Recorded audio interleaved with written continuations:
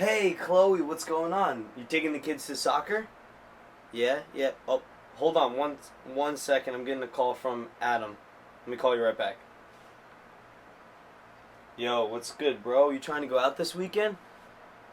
Yeah, you are? Yo, hold on. I'm getting FaceTime from Ashley. I'll call you right back. Ashley, what's going on? You trying to get a drink this week? Do you want that to be you? Do you want to be the person that everyone remembers? If that's the case, make sure to stay tuned for today's video on how to be the most memorable person in the room.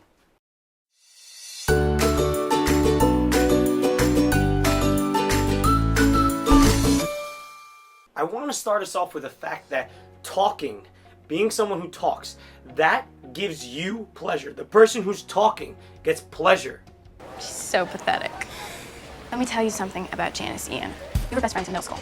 I know, right? It's so embarrassing. I don't even Rave I was supposed to be Shut up! If we know this, if we know that talking gives other people pleasure, meaning letting them talk gives them pleasure, why are we going out of our way to talk ourselves? Why are we the ones that are talking? Doesn't it make sense to let the other person talk? This way they can now automatically have more pleasure and associate you with that pleasure because you are the one that let them talk, not someone else. Hey, trying to get high with me real quick? Nope, I was just gonna let you talk about your problems in your life.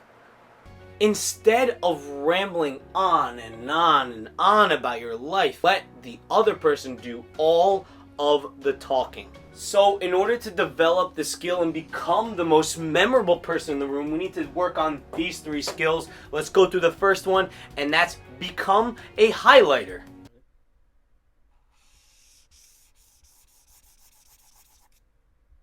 The only way you can learn something new is by listening to someone else say something. You can't learn something by talking, because when you talk, all you're doing is talking about stuff you know already. When you are out, I want you to try to think about how much you can learn just from listening to other people, okay? The way they think or what they like, all of those things you can learn, or maybe something about a new topic you've never even thought about learning anything about before. You can learn from that, from listening to the other person. So I have this YouTube channel and I want to help so many people, and I'd just love if you could subscribe to it and help me out and share my videos. It would be so helpful to me. Sorry, bro. Wasn't paying attention. Can you say that all again? So when you are talking to the other person, what I need you to do is to remember exactly what they are saying. Remember how they felt when they say things.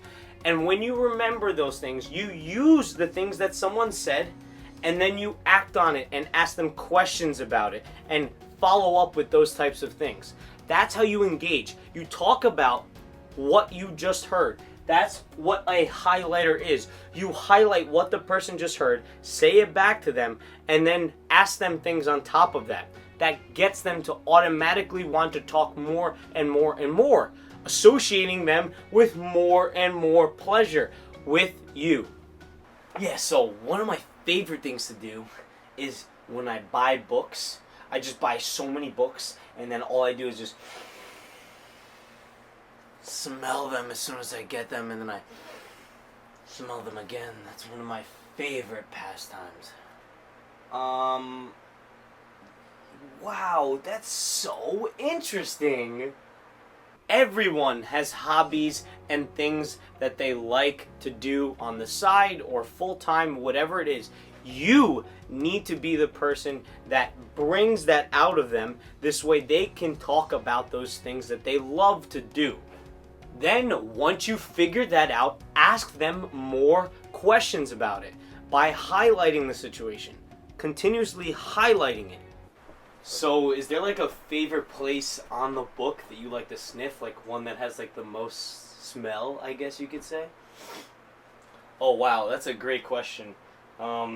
Usually it's the binding, right here, and the back cover. Those are my favorite places. Then we need you to celebrate those victories as your own. Be as excited as the other person is to get that thing done, to do that hobby, to whatever it is that they have. Be as excited as the other person will be, if not more excited, okay? It's hard to channel your excitement sometimes, but when you get good at this, you make the other person feel so happy when you talk to them. So there's this one time where I bought all these books at once, and then I just looked at them, and then I just sniffed them all at once. That was probably like my favorite scenario when I sniffed some books. Wow, man. It's pretty interesting and pretty impressive that you bought 8 books to sniff all at once. Good job.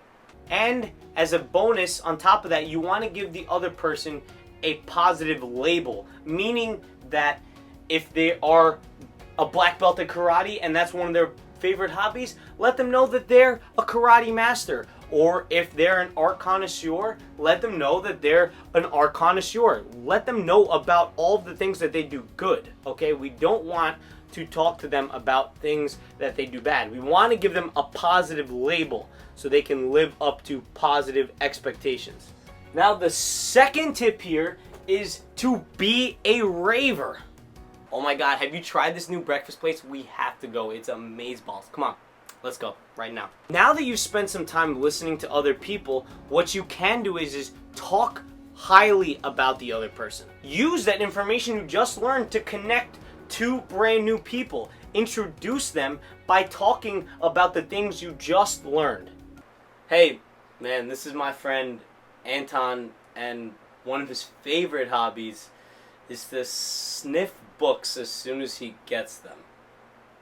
I know, right? It's pretty cool hobby. Now, people see you talking about them in a positive light. That will make them think so much more highly of you, simply because you are associating them with that positive label to now new people. So you're spreading good news about them and introducing them to new people. So you will be associated with that connection along with the dopamine that they're getting from talking about themselves. Yo, what's good, bro? That's awesome that you like smelling books. That's pretty impressive. Like, how do you do that all the time? Like, what's your favorite part about it? Yeah, so after I just bought my first book, like, I just took a look at it, and I just went like, and ever since then, I just fell in love with the smell. I can't help it. And what that does is that sets up the conversation for success, because now you have a conversation opener with the two people. They now know something about the other person that they probably wouldn't have known if they had went in there cold, okay? And they can ask each other questions about it. And the last thing here is don't be a golem. Golem, go! Golem. The golem effect is when you set low expectations and that leads to low performance. We want to do the opposite. We want to set high expectations and have high performance. So the one thing that you can do is take every situation as a possible situation to make other people want to like you. So when you run into someone in the hallway, don't just act like this. Hey man. Instead, you want to use that situation to highlight and be a raver, okay? So when you walk into someone in the hallway, act like this. Hey, Anton, have you sniffed any awesome books lately? Right there, I promoted and asked him about Anton, about his favorite activity. And what does that do? That makes him associate me with pleasure, making me the most memorable person in the room. If you enjoyed today's video, guys, make sure to donate to me on Patreon, as it takes a lot of work to get these videos done, and I'd really appreciate if you support me. Guys, make sure to subscribe, and remember that a chapter day allows for success to make way. I will catch you guys in the next one. Peace.